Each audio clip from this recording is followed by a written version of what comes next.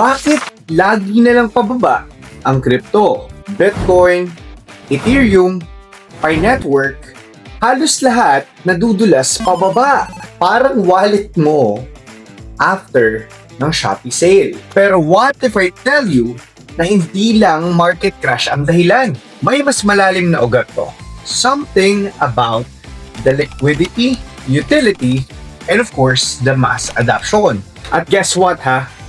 Baka si Pi Network na ang solusyon. Now, let's talk about that. Simulan natin na simple. Right now, Bitcoin and other cryptocurrencies ay bumababa ang price sa market. Kasi nga, kulang na kulang sa tinatawag na liquidity.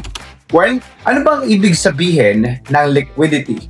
Isipin mo na lang, parang tubig yan sa dagat. Habang marami ang tubig, lumulutang of course ang mga barko. Ibig sabihin, may pera sa market.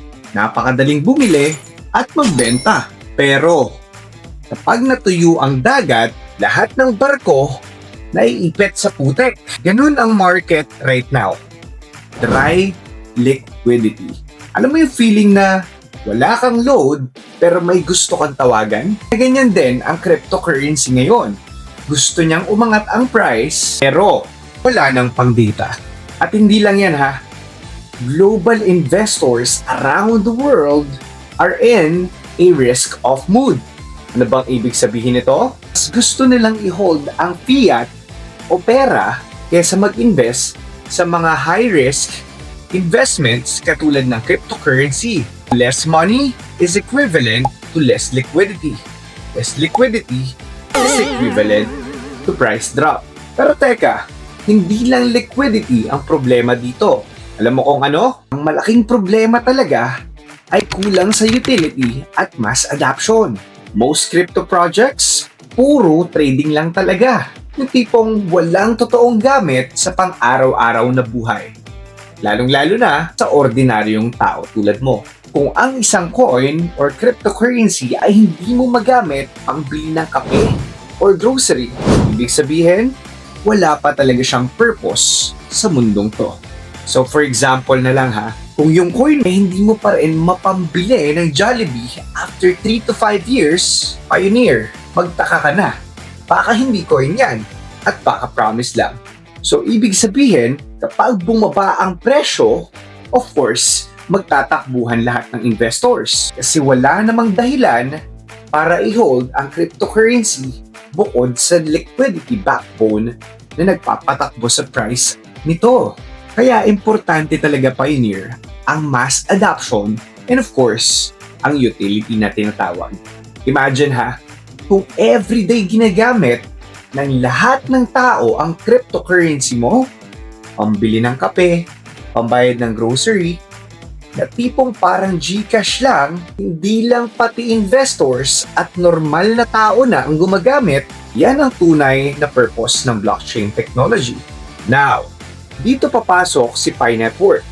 Unlike other cryptocurrencies na pang trading lang talaga, Pi Network builds the real utility for real adoption. Milyon na ang pioneers na nagmamine ng cryptocurrency which is ang Pi using their phones. Simple, libre, and of course, accessible para sa lahat. Sabi nga nila, 70% of the Filipinos right now, based on the statistics, ay gumagamit ng smartphones. Now, ano nga ba ang goal ng Pi Network? Simple, gamitin ng Pi sa totoong transactions, shopping, businesses, and even application. And of course, the games para sa Pi Network ecosystem. Ganun mangyayari ang Pi Network ecosystem na makakuha ng users na very organic.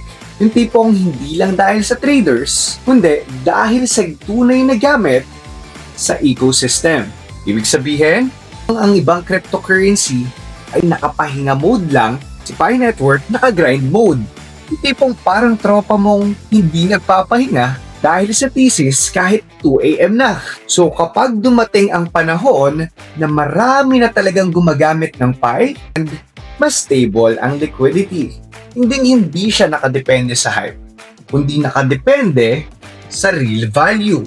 And right now, the cryptocurrency is sailing sa mababaw na tubig. Maraming barko ang naiipit dahil sa mababaw na liquidity, utility, and mass adoption. Pero the future belongs to the networks katulad ni Pi Network na may real purpose, real people dahil nga may KYC verified and tunay na usage. Kaya kung gusto mong mauna sa wave na yan, start learning the basics. Understand the value behind the blockchain, and always remember to learn small and win big. Subscribe to my YouTube channel, click the like button, and hit the notification bell. Leave a comment na rin kung ano yung thoughts mo about the Pi Network. And by the way, we are now launching by December 1, the OneRocket.com.